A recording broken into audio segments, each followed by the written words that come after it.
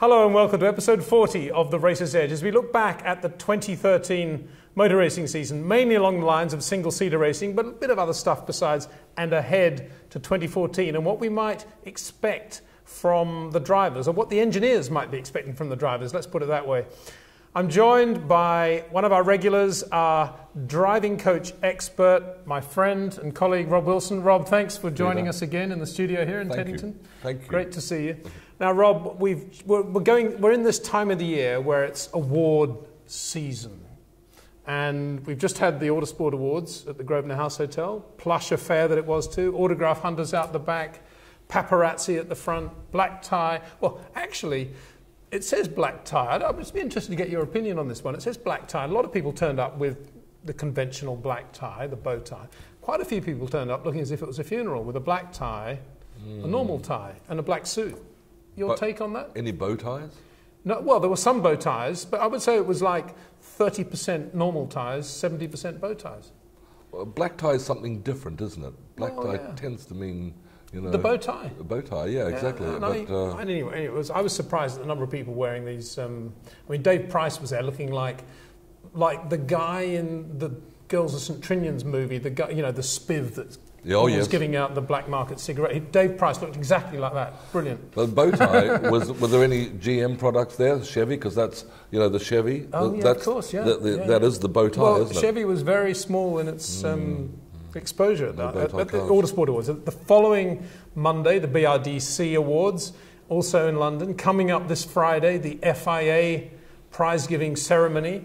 So lots going on, and we're going to be talking about that and maybe some alternative awards for drivers that haven't been mentioned, or maybe drivers that were mentioned and maybe shouldn't have been mentioned. Anyway, before we get on to that, Rob, rumour has it that you were clocked at well over 200 miles an hour at Bruntingthorpe the other day. Is that right? Oh, yes, a Nissan GTR, 1,027 horsepower at the wheels.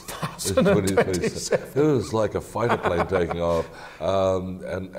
Timur Saradov, he's a Russian driver, started working with, going to do sports cars, won his first 4 races at Brands Hatch whilst collecting his signatures in a Barwell BMW. A packed grid, no doubt, absolutely. behind him. Packed grid. It wasn't the heaviest field, but you know, he was just getting underway. But he showed up for his day of training in this Nissan, or Nissan if we're in America, GTR, which has been especially built at Litchfield, plus stuff in Japan, and it was wet, and he said he just wanted to see what it would do down the straight. And there were a couple of little rivers running across there. So we got there, it sat on 210, I was looking for the next gear, you know, and because it got there, 2/3 of the straight, you know, still to come almost, and it was on the rev limiter, it's just so fast. And the most ludicrous thing about that is that somewhere in Tokyo, there's somebody with an identical car, probably. No one has an identical car because Timur has paid for the development on this, and it's in his contract that his is the only 1,027 horsepower one. I think Kimi Räikkönen's getting 1,025 horsepower. Yeah, no, I think Kimi's getting one. Oh, really? But his is just the 800 horsepower one. You know. Welcome to Ferrari, Kimi. Yeah, exactly. Here's your Nissan. Kimi, as ever, being totally politically correct in everything he does. Well, I think. And Rob, I think congratulations are in order with the Macau Grand Prix. We had the graphic up last week, but you had 13 of the 26 starters of that final, half of them, including the winner, Alex, of course. Alex, didn't he do a great job? Yeah. I mean, this is a British driver, an English driver, who is really looking like he can go all the way. Lovely feel to his driving, very skillful, works at it. It would be nice to have someone else coming through because it's getting a bit thin on the ground, isn't it? I was talking to my friend Matthew Marsh at the Autosport Awards, actually. He works for JMI, and they had a sponsor with Marcello in that race. Right. Which meant that he was next to Alex in the same garage, all part of Prema Powersport. And he was listening on the, once Marcello was out, he's listening to Alex on the radio.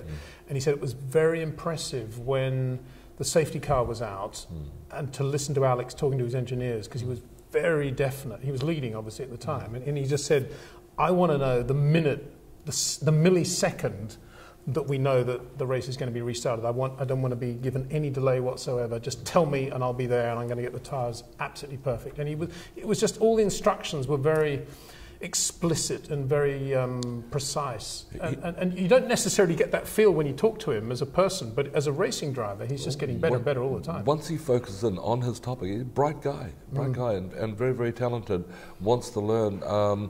I think, slightly overlooked in places at the moment. But of course, he's only new, but now, with his great success. But now he's won Macau. He may as well think about, not necessarily doing Formula 3 next year.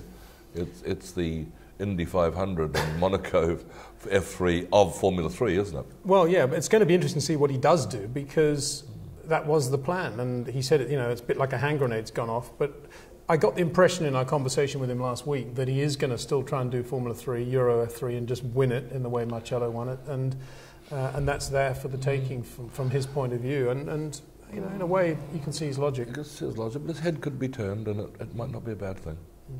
Anyway, let's talk a little bit about the highs and lows of 2013, and we'll do it under the heading of some of the awards we saw in the Autosport Awards, which can be seen on autosport.com. You can see some of the speeches that were made before and after. I think they've been edited a little bit, as they well should be, because there was some fairly interesting anecdotes being spun and words being used. Are we going to give our own awards? Well, I think we should, Rob. Race's Edge. No prizes, of course, but I think we could definitely give our own awards. The credence, though. Yeah, I mean, let's. The one thing that was interesting, I thought, was that the McLaren team got a big award in this, the 50th anniversary year for McLaren F1. Obviously, not a great year for McLaren in Formula One.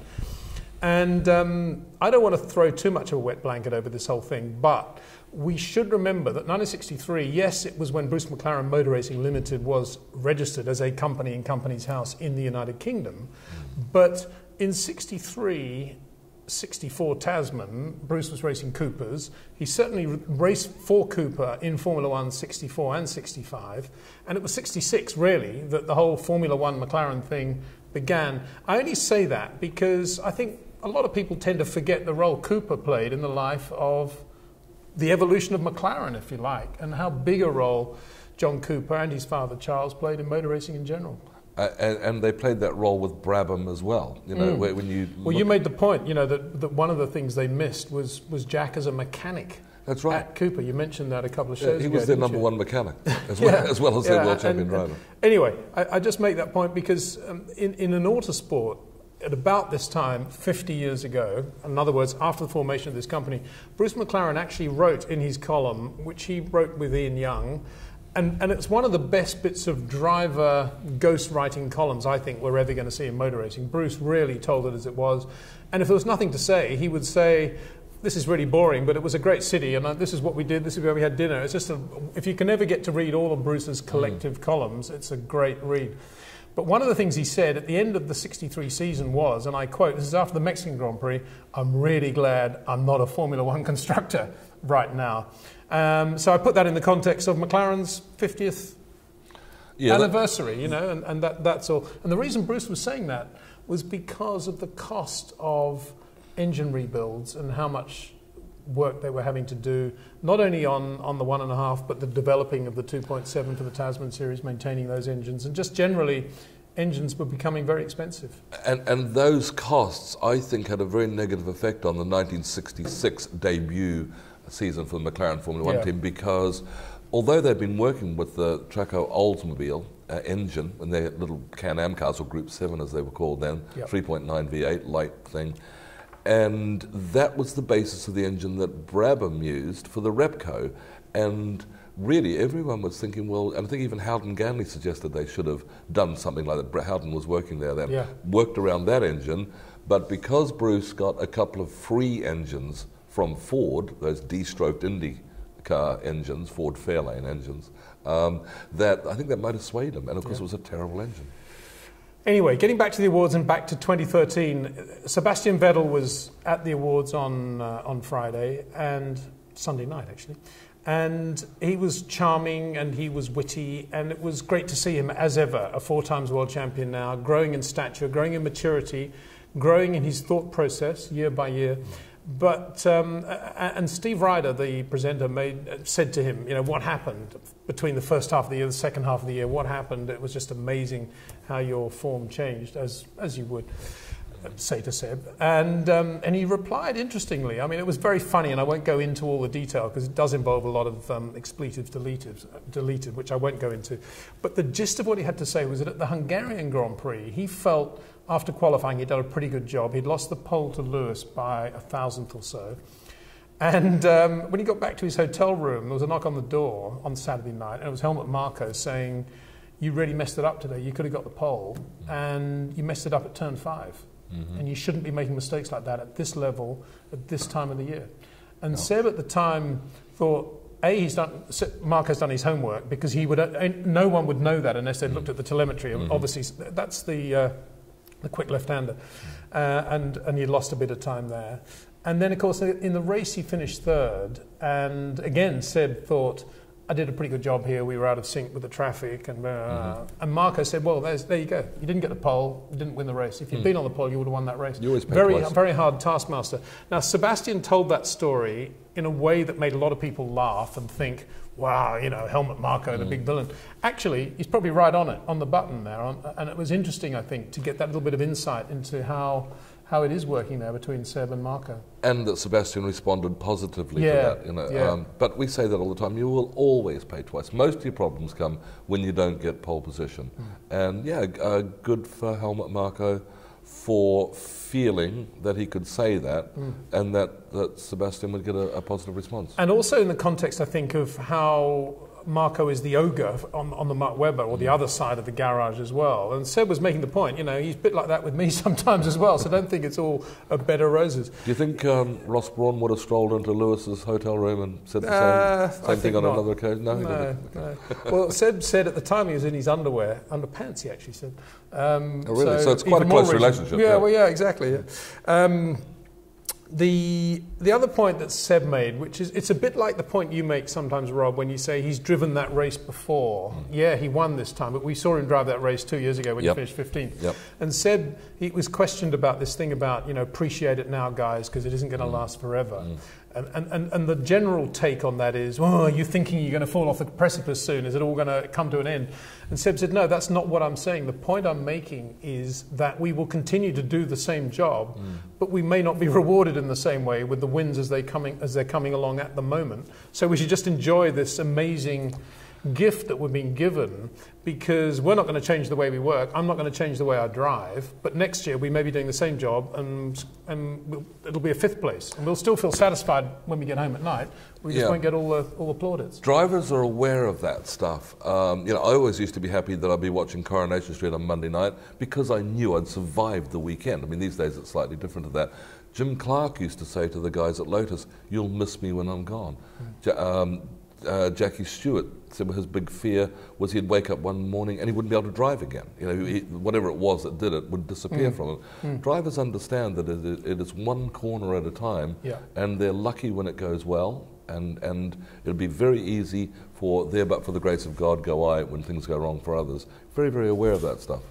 We're just finishing on the Seb Red Bull thing, and there's so much being said about him, and you can read a lot about it in the upcoming issue of F1 Racing as well. But December 9, that's this weekend, Bonham's auction, Sebastian Vettel's German Grand Prix winning helmet is going to be auctioned, and Mark Webber's putting up 2 of his helmets as well, one he wore at Spa and one he wore at Monza. So 3 helmets there in total at Bonham's, and all the money raised there going to Red Bull's Wings for Life spinal charity campaign, a magnificent gesture by all there, really. And I'd be interested to see how much that Vettel helmet goes for, particularly as he said that German Grand Prix for him meant the most of all his wins, because it was his home race and it was such a great win for him.